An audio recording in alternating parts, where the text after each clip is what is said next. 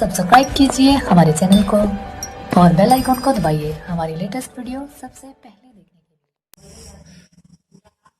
लिए। ये रघुवंश प्रसाद सिंह ने आरजेडी से अपने पद को त्याग दे दिया है, इसको किस रूप में आप ले रहे हैं?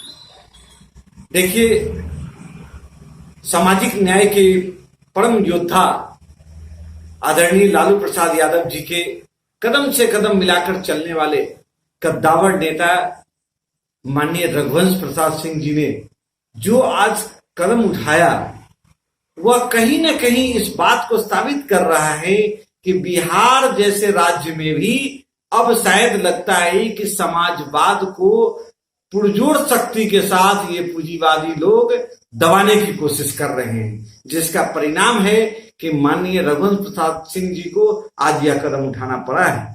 मैं कहना चाहता हूं कि ये सामाजिक लड़ाई लड़ने वाले, जो समाजवाद के अलख जगाने वाले व्यक्तित्व में से ये माननीय रघुवंश प्रसाद सिंह जी हैं। साथ ही साथ आदरणीय शरद यादव जी हैं, उपेंद्र कुशवाहा जी हैं, जीतन राम मांझी जी हैं। ये सब लोग जो आज समाजवाद का अलख जगाते हुए नजर आ रहे हैं, मुझे लगता है कि अगर इस बिहार को बचाना है तो इस आगामी विधानसभा चुनाव में इन तमाम सामाजिक न्याय के योद्धाओं को एक प्लेटफॉर्म पर आना होगा। तभी जाकर के इस भ्रष्ट पूंजीवादी सरकार और इस भ्रष्ट सरकार को इस बिहार से निजात दिलाया जा सकता है और तभी जाकर के बिहार को बचाया जा सकता है। आरजेडी के कई नेता दामन छोड़कर जदयू में चले गए हैं, फिर क्या होगा आरजेडी का? देखिए, ये तो मैंने आपको स्पष्ट बताया कि यहाँ पूंजीवादियों का खेल चल रहा है। ये बिहार कोई नई बात नहीं है। इस देश के अंदर में ऐसे तो हमेशा रहा है कि पूंजीवादियों की सरकार बनी हुई है, लेकिन फिर भी सामाजिक न्याय के योद्धाओं के द्वारा जिस तरीके से 1974 में आदरणीय जयप्रकाश नारायण जी के नेतृत्व में एक बार समाजवाद का अलग जगह था और उस तानाशाही सरकार इंदिरा गांधी को भी गिराने का काम किया गया था, ठीक उसी तरीके से आज फिर पूंजीवादी सरकार, फिर पूंजीवादी लोग अपने अपने जाल फैलाए जा रहे हैं, जिसका परिणाम है कि ये दल से वो दल, वो दल से वो दल लोग करते आ रहे हैं। इसलिए मेरा मानना इतना ही है कि इस बार का विधानसभा चुनाव में समाजवाद वर्सेस पूंजीवाद जब तक नहीं होगा तब तक शायद इस तरह की गंदी राजनीति बंद नहीं हो सकती है। तो फिर समाजवाद से पूंजीवाद का असर फिर कैसे खत्म होगा बिहार में? देखिए, समाजवाद पूंजीवाद को किस तरीके से खत्म करेगा, जो आपका क्वेश्चन है, इस बारे में मैं आपको बता दूं कि ये सदियों परंपरा रही है कि सत्य की जीत हमेशा हुई है। भले ही देर होता है, अंधेर नहीं होता है। ठीक उसी तरीके से इस लोकतांत्रिक धर्म में भी देर जरूर है, अंधेर नहीं है। इन पूंजीवादियों की सरकार को ध्वस्त किया जाएगा। आप देखिएगा जिस तरीके से 1974 का आंदोलन हुआ, जिस समय छात्र आंदोलन उभर करके आई और एक छात्र आंदोलन के आगाज के कारण तानाशाही सरकार इंदिरा गांधी की ध्वस्त हुई, ठीक उसी तरीके से आज जो पूंजीवादियों के द्वारा जिस तरीके का देश के अंदर में माहौल बनाया गया है, आज छात्रों के अंदर में मलाल है, महिलाओं के अंदर में मलाल है, किसानों के अंदर में मलाल है, बेरोजगारों के अंदर में मलाल है, व्यापारियों के अंदर में मलाल है। हर वर्ग के लोग आज इस तानाशाही सरकार से ग्रस्त हैं। और ये समझ लीजिए, जिस दिन सामाजिक न्याय के कोई एक योद्धा अगर आगे बढ़ गए तो हम समझते हैं कि तमाम देश के तमाम वर्ग के जनता जनार्दन उनके साथ होगा और एक फिर से जन क्रांति की आगाज होगी, जिसका एक जीता जागता उदाहरण पिछले दिनों थोड़ा सा झलक के रूप में हमारे एक कॉमरेड माननीय कन्हैया जी लेकर के आए थे।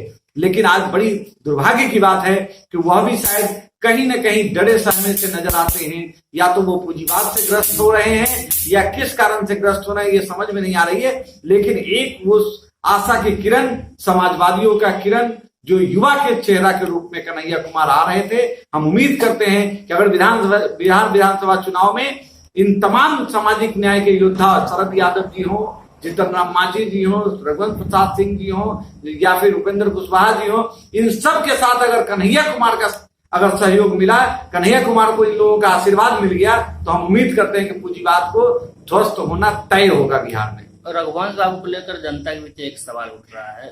रघुवंश बाबू के ऊपर प्रतिद्वंदी रामाकिशोर सिंह, उनको पार्टी में लाया गया और उन्होंने पद को त्याग दिया, और एक तरफ पद को त्यागते दूसरी तरफ कहते कि हम पार्टी में आज भी हैं। आखिर क्या दिक्कत है उनको? जब पार्टी में अगर उनको रहना, पार्टी से लगाव है, अगर कोई भी पार्टी में नया आता है, उनको क्या दिक्कत है? पार्टी में तो उनको रहना चाहिए।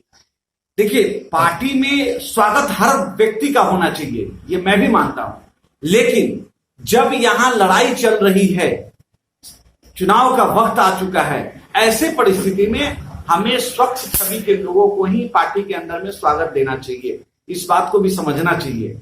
हमारे माननीय रघुवंश प्रसाद सिंह जी ने जो ये कदम उठाया, उनका सोच यही हमें जैसा लगता है, वो ये दिखता है कि जहां एक ओर तमाम विरोधी एक तरफ से राजद परिवार की ओर एक ही प्रहार करते नजर आ रहे हैं कि ये गुंडा राज का सरकार था, गुंडा राज का सरकार था, गुंडा राज का सरकार था, और ऐसी स्थिति में जो स्वच्छ छवि बनाने का प्रयास हमारे माननीय रघुवंश प्रसाद सिंह जी ने, जगदानंद सिंह जी ने, रामचंद्र पूर्वे जी ने, इन लोगों ने जिस तरीके से माननीय लालू प्रसाद यादव जी के संरक्षण में एक स्वच्छ छवि बनाने की प्रयास दिखाने की कोशिश कर रहे थे, वैसे स्थिति में रामा सिंह जैसे लोग अगर इस पार्टी में आते हैं तो फिर से कहीं ना कहीं छवि का धूमिल होना तय दिख रहा था। इसी वजह से रघुवंश प्रसाद सिंह जी ने रामा सिंह के आने पर अपनी असमर्थता जताई है।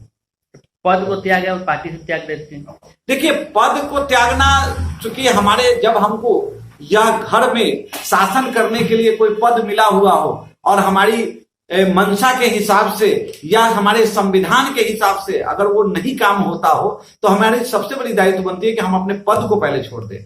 घर छोड़ना कोई जरूरी नहीं है, क्योंकि घर में रह करके भी हम घर को संभाल सकते हैं, लेकिन पद पर रह करके अगर हमारा संविधान बिगड़ रहा है तो वैसे स्थिति में हमें उस पद को छोड़ देना चाहिए। ऐसा हमारा मानना है कि माननीय रघुवंश प्रसाद सिंह जी ने इसी वजह से पद से इस्तीफा दे दिया है। और रह गई बात घर की, तो चूंकि वो राजद परिवार से शुरू से जुड़े हुए रहे हैं और हमें लगता है कि मरते दम तक वो राजद के लिए हैं, इसलिए हमें लगता है कि अभी वो पार्टी चेंज करने के मूड में भी नहीं है। वो एक मौका दे रहे हैं राजद परिवार को संभालने का। क्या लगता है रघुवंश बाबू फिर से अपने पद से लौटेंगे? देखिए, रघुवंश बाबू को अब पद की आवश्यकता नहीं है, वो अब पद से इतने ऊपर उठ चुके हैं। मेरा मानना है कि अगर इस बिहार के अंदर में असली कोई समाजवादी नेता अगर कोई बचे हैं बिहार के अंदर में, कर्पूरी ठाकुर के बाद तो लालू प्रसाद यादव जी हैं, और उनके बाद अगर कोई है तो एकमात्र शख्स हैं जिनका नाम है माननीय रघुवंश प्रसाद सिंह। इसलिए समाजवादियों के पद को चिंता नहीं होती है समाजवादियों के लिए। आरजेडी से कई नेता छोड़कर जेडीयू में चले गए, तो कहीं ना कहीं उनको सम्मान पार्टी में नहीं मिल रहा था, तभी तो पद छोड़कर, पार्टी को छोड़कर दूसरे पार्टी में गए। रघुवंश बाबू ने पद को त्याग दिया। देखिए, जहां तक सम्मान मिलने और न मिलने की बात है, तो ये तो सीधी सीधी बात है कि आपको अगर कहीं बढ़िया से खाना मिल भी रहा है, लेकिन अगर सामने वाला व्यक्ति आपको कुछ दूसरा चीज परोसने के लिए भी तैयार बैठता है, तो लोग डगमगा ही जाते हैं। चूंकि यह अर्थ युग है, और मैंने बोला भी है कि यह भ्रष्ट युग है, यहाँ पूंजीवादियों की वर्चस्व बढ़ती दिख रही है। इस वजह से कुछ नेताओं को टूट जाना ये कोई बहुत बड़ी बात नहीं है, ये आम बातें हैं। लेकिन एक बात मैं बार बार बोलूंगा कि तमाम पूंजीवादियों के ऊपर में सैकड़ों पूंजीवादी अगर एक तरफ खड़े होंगे और एक समाजवादी नेता अगर सामने खड़ा होगा, तो यह तय मानिए कि पूंजीवादियों की हार होना निश्चित है। समाजवादियों को अंतिम में क्या संदेश देंगे? तो समाजवाद से जुड़े हुए लोग, पुराने लोग, नए लोग।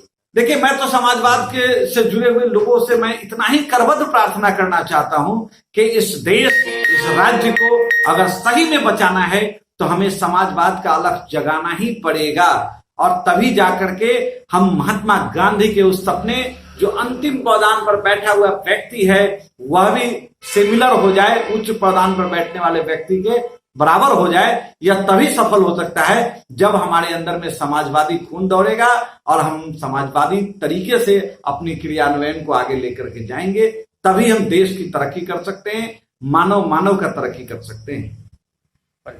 साईं सेवादार, अविनाश कुमार, सेवादार मंच, मुजफ्फरपुर, बिहार।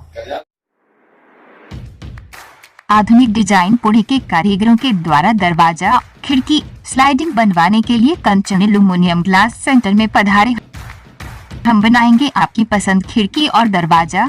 पसंद आपकी होगी, कारीगरी हमारी होगी। एक बार सेवा का मौका जरूर दे। Proprietor Sanjay Kumar, Malighat Sanskrit college road, Muzaffarpur. Mobile number 8024000709।